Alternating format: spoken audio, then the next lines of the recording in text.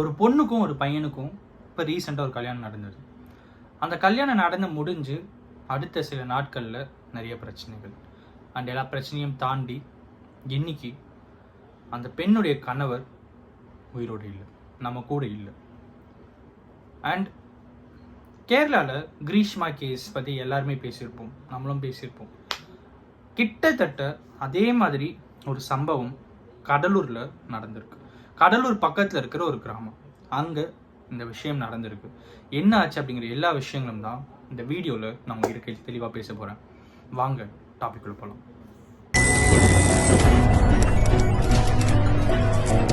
கற்றது உலகளவாகவும் கல்லாதது கைமண்ணளவாகவும் இருக்கட்டும்.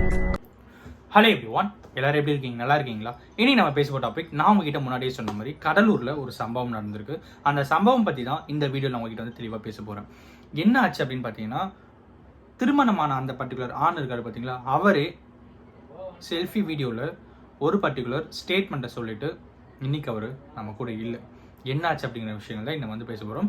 அந்த பர்டிகுலர் நபர் என்ன பேசியிருக்காரு அப்படிங்கிறது தான் ஃபர்ஸ்ட் நான் வந்து பேச போகிறோம். அதுக்கப்புறம் என்னென்ன ஆச்சு அப்படிங்கிறத பேசுவோம். ஸோ ஃபர்ஸ்ட் விஷயம் என்ன அப்படின்னு பார்த்தீங்கன்னா, அந்த பர்டிகுலர் நபருக்கு வந்து ஜான்வரி 26 வந்து கல்யாணம் ஆகுது. 26 கல்யாணம் ஆகிறதுக்கு முன்னால் என்ன ஆகுது அப்படின்னு பார்த்தீங்கன்னா, அந்த பர்டிகுலர் பெண் கல்யாணம் பண்ணி போகிற பெண் வந்து பாய்சன் குடிச்சிட்டாங்க. வீட்டில் எல்லாருமே ஷாக் ஆகிடுறாங்க. என்னடா இது, அந்த பர்டிகுலர் பெண் வந்து கல்யாணம் முன்னாள் வச்சுன்னு பாய்சன் குடிச்சிருக்காங்க, என்னடா ஆச்சு அப்படின்னு சொல்லி கேட்கும்போது அவங்க என்ன சொன்னாங்கன்னா, பொண்ணு வீட்டில் என்ன சொன்னாங்கன்னா, அப்பாவுக்கும் பொண்ணுக்கும் சின்ன பிரச்சனை, அதனால கல்யாணம் பாயசம் குடிச்சாங்க, மற்றபடி எதுவும் பயப்படாதீங்க, நாளைக்கு சொன்ன மாதிரி கல்யாணம் இருக்கும் அப்படின்னு சொல்லி கல்யாணம் பண்ணி வச்சிடறாங்க. கல்யாணமான அன்னைக்கு முதல் இரவுல இருந்து அடுத்த 2-3 நாள் டெய்லி நைட்டு அந்த பர்டிகுலர் பெண் என்ன பண்ணுறாங்கன்னா, அவங்களுடைய ஒருத்தர்கிட்ட வந்து வீடியோ கால் பேசிகிட்டே இருந்திருக்காங்க. அவருக்கு ஹஸ்பண்டுக்கு வந்து கொஞ்சம் இதுவாக ஸ்ட்ரேஞ்சாக தெரிஞ்சிருக்கு. என்னடா இது, புதுசாக கல்யாணம் ஆயிருக்கு, நைட்டில் வந்து வீடியோ கால் பேசிட்டு இருக்க, யாருன்னு தெரியல, என்ன இது அப்படின்னு சொல்லி அதுக்கப்புறம் பேசும்போது எல்லா விஷயம் தெரியுது. அந்த பர்டிகுலர் பெண்ணுக்கு வந்து ஆல்ரெடி ஒரு பர்டிகுலர் பையன் மேலே லவ் இருந்திருக்கு. அந்த லவ்வை வந்து வீட்டில் சொல்ல போய் அதுக்கப்புறம் அவங்க வந்து புஷ் பண்ணி தான் அரேஞ்ச் மேரேஜாக பண்ணி வச்சிருக்காங்க. அதுக்கப்புறம் அந்த பெண் வந்து இல்லை நான் வந்து மாற மாட்டேன், என்னால் மறக்க முடியல அப்படின்னு சொல்லி கல்யாணமான அப்புறமும் அந்த பையன் கூட அஃபேரில் இருந்திருக்காங்க. ஸோ ஃபர்ஸ்ட் எப்படி இருந்தாங்களோ அதே மாதிரி இருந்திருக்காங்க. அதே மாதிரி இந்த சென்ஸ் மன ரீதியாக சொல்கிறேன், ஓகேங்களா? ஸோ ஒருத்தரால் ஒருத்தர் வந்து விட்டு போக முடியாத ஒரு சுச்சுவேஷன் வந்து அப்படியே இருந்திருக்காங்க.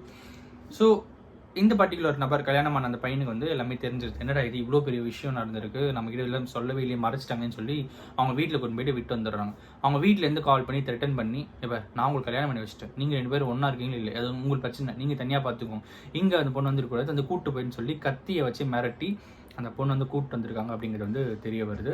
அதுக்கு அடுத்து ஒரு நாள் இவர் வேலைக்கு போயிட்டு வந்த நைட்டு இவர் வந்து பால் கேட்டிருக்காரு, குடிக்கிறதுக்கு டயர்டாக இருக்குது அப்படின்னு சொல்லி. அவங்க வந்து இல்லை ஜூஸ் தான் இருக்குது அப்படின்னு சொல்லி ஜூஸ் கொடுத்ததாகும்.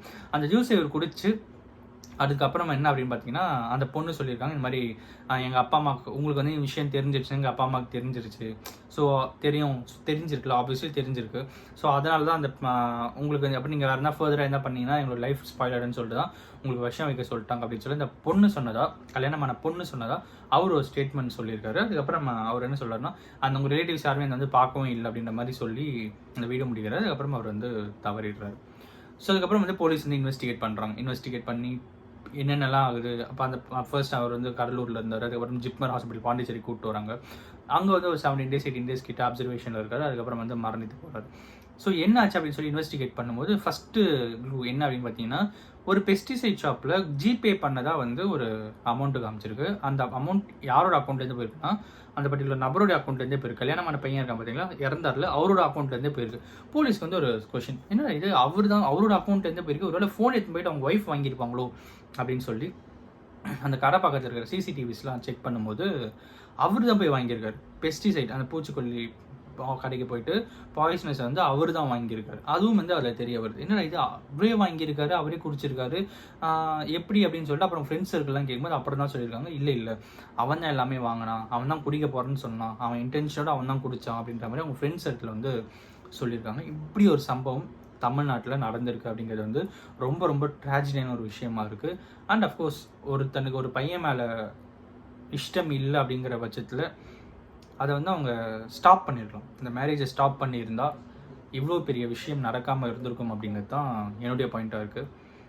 இன்றைக்கி அவர் இல்லை அப்படிங்கிறது ஒரு பக்கம் வருத்தமாக இருந்தாலும், இன்னொரு பக்கம் இட் இஸ் லைக் அவர் எதுக்கு இறந்தார் அப்படின்னு பார்த்தீங்கன்னா, அவரோட லைஃப்ல இந்த மாதிரி ஒரு சம்பவம் நடந்துருச்சு. கல்யாணமான பொண்ணு வேற ஒரு பையன் கூட இருந்து நம்ம தெரியாமல் நம்மக்கிட்ட மறைச்சி ஏமாற்றி கல்யாணம் பண்ணிட்டாங்க அப்படிங்கிற ஒரு ஒரு ஃபீலிங்லேயே அவர் வந்து இதை பண்ணியிருக்காரு அப்படிங்கிறது வந்து தெரிய வந்திருக்கு. இவ்வளோ பெரிய விஷயம் தமிழ்நாட்டில் நடந்திருக்கு.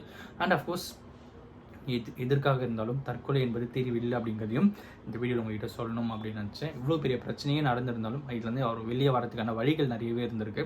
அதை அவர் சூஸ் பண்ணியிருந்தாருன்னா இன்றைக்கி அவர் உயிரோடும் வந்திருப்பார், ஃப்யூச்சரில் அவர் ஹாப்பியாகவும் இருந்திருப்பார் அப்படிங்கிறது தான் வந்து எதார்த்தமான ஒரு உண்மை. இதை தான் இன்றைக்கி நான் உங்ககிட்ட ஷேர் பண்ணணும் அப்படின்னு நினச்சேன். இந்த வீடியோ யாருன்னா ஒருத்தருக்கு நாலேஜ் ஷேர் இருக்குன்னு சொல்லி நான் நம்புகிறேன். Thanks so much.